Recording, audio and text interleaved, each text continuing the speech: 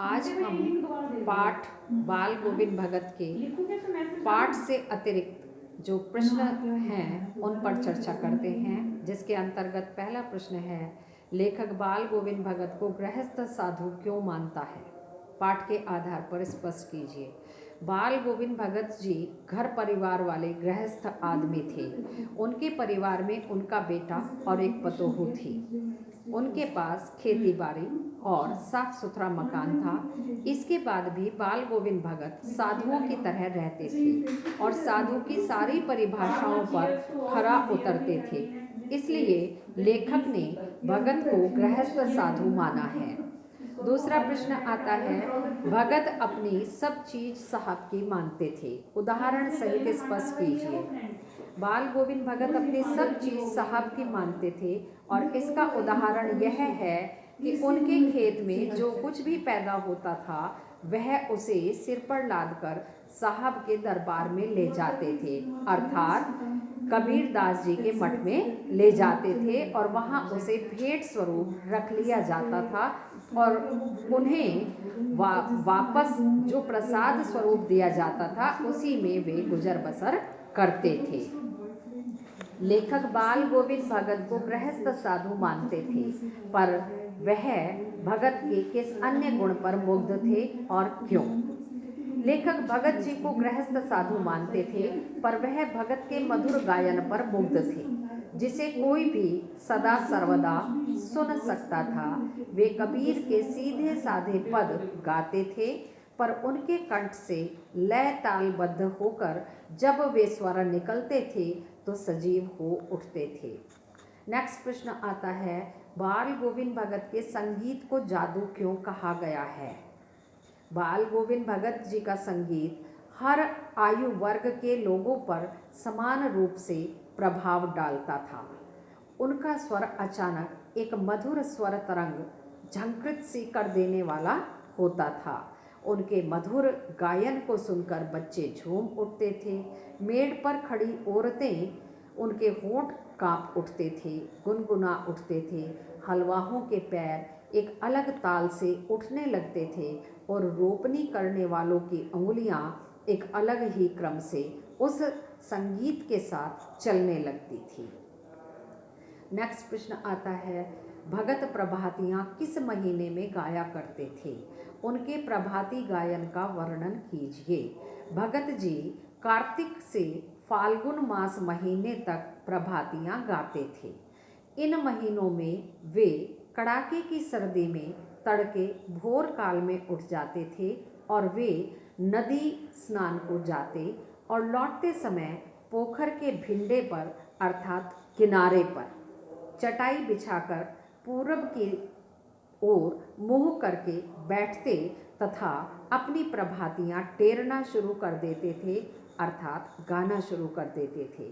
गाते गाते वे इतने सुरूर और उत्तेजना से भर जाते थे कि उनके मस्तक पर श्रम बिंदु तक छलक उठते थे। नेक्स्ट प्रश्न आता है, भगत का आंगन नृत्य और संगीत से किस तरह ओतप्रोत हो उठता था? गर्मियों में भगत और उनकी प्रेमी मंडली आंगन में आसन जमाकर बैठ जाते। वहाँ खंजड़ियों और करतालों की भरमार हो जाती। बाल गोविंद एक पद गाते और उनकी प्रेमी मंडली उसे दोहराती तिहराती। धीरे धीरे स्वर एक निश्चित लय ताल और गति से ऊंचा होने लगता और गाते गाते भगत जी नाचने लगते थे। इस प्रकार सारा आंगन नृत्य और संगीत से ओतप्रोत हो जाता। नेक्स्ट प्रश्न है, भगत अपने सुस्त और बोधे बेटे के साथ कैसा व्यवहार करते थे और क्यों? बाल गोविंद भगत जी का इकलौता बेटा कुछ सुस्त और बोधा सा था। भगत जी का ऐसा मानना था कि इस प्रकार के लोगों पर ज़्यादा ध्यान देना चाहिए, अर्थात अधिक निगरानी करनी चाहिए और साथ ही प्यार भी करना चाहिए, क्योंकि इस प्रकार के लोग निगरानी और मोहब्बत के ज़्यादा हकदार होते हैं। इस कारण से भगत जी अपने उस बेटे को अधिक प्यार करते थे। नेक्स्ट प्रश्न है, पुत्र की मृत्यु के अवसर पर भगत अपनी पतोहू को परंपरा से हटकर कौन से कार्य करने को कह रहे थे और क्यों? अपने पुत्र की मृत्यु के अवसर पर भगत जी तल्लीनता से गाए चले जा रहे थे और उनकी पतोहू विलाप कर रही थी। इसी समय में भगत जी अपनी पतोहू से रोने के बदले उत्सव मनाने को कह रहे थे। भगत जी ऐसा इसलिए कह रहे थे क्योंकि उनका मानना था कि मृत्यु अर्थात खुशी का अवसर, न कि दुख मनाने का, क्योंकि इस समय आत्मा और परमात्मा का मिलन हो जाता है।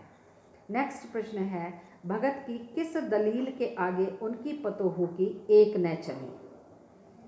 भगत ने अपने बेटे की श्राद्ध की अवधि खत्म होते ही अपनी पतोहू के भाई को बुलवाया और उसे यह आदेश दिया कि इसकी दूसरी शादी करवा देना। भगत की पतोहू उनके बुढ़ापे का ध्यान रखकर उन्हें अकेले छोड़कर नहीं जाना चाहती थी। वह चाहती थी कि उनके बुढ़ापे में उनका ध्यान रखे, परंतु भगत जी ने कहा कि यदि तुम यहाँ से नहीं गई तो मुझे घर छोड़कर जाना पड़ेगा। इस तर्क के सामने पुत्र वधू की एक न चली और उसे अपने भाई के साथ जाना पड़ा। नेक्स्ट प्रश्न है, भगत की मृत्यु उन्हीं के अनुसार हुई, कैसे? स्पष्ट कीजिए। जिस तरह के टेक और नेम धर्म वाली भगत जी की दिनचर्या थी, उसी प्रकार उनकी मृत्यु भी हुई। वे अपने गायन के माध्यम से अपने साहब की निकटता पाना चाहते थे। ऐसा उन्होंने मृत्यु से पूर्व सायंकाल तक गीत गाकर किया। इसके अतिरिक्त वे जीवन में दोनों समय स्नान ध्यान करते थे। इसे उन्होंने आमरण निभाया।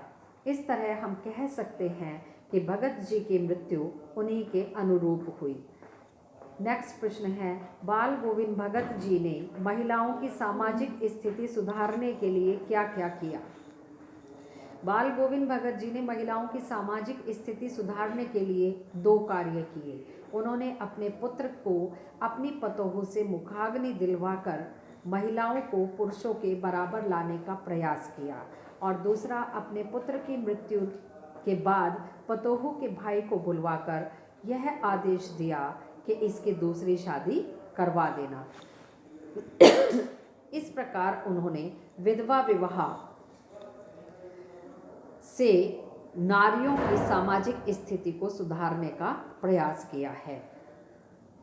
लास्ट, बाल गोविंद भगत अपने साधु और गृहस्थ होने का स्वाभिमान कैसे बनाए रखते थे? उनकी गंगा स्नान यात्रा के आलोक में स्पष्ट कीजिए। बाल गोविंद भगत प्रतिवर्ष अपने घर से 30 कोस दूर गंगा स्नान को जाते थे। इस यात्रा में 4-5 दिन उन्हें लग जाते थे। भगत जी इतने स्वाभिमानी थे कि पैदल आते जाते थे, किंतु किसी का सहारा नहीं लेते थे। उनका मानना था कि साधु को संबल लेने की कोई आवश्यकता या अधिकार नहीं है। इसी प्रकार वे रास्ते में उपवास कर लेते, पर किसी से मांग कर नहीं खाते थे, क्योंकि उनका कहना था कि वे गृहस्थ हैं, इसलिए किसी से भिक्षा क्यों मांगे। इस प्रकार उन्होंने साधु और गृहस्थ होने के स्वाभिमान को बनाए रखा। आज ये पाठ हमारा यहीं पूर्ण हो जाता है और अगले अंक में एक नए पाठ के साथ, नए विषय के साथ आपके समक्ष आऊँगी। धन्यवाद।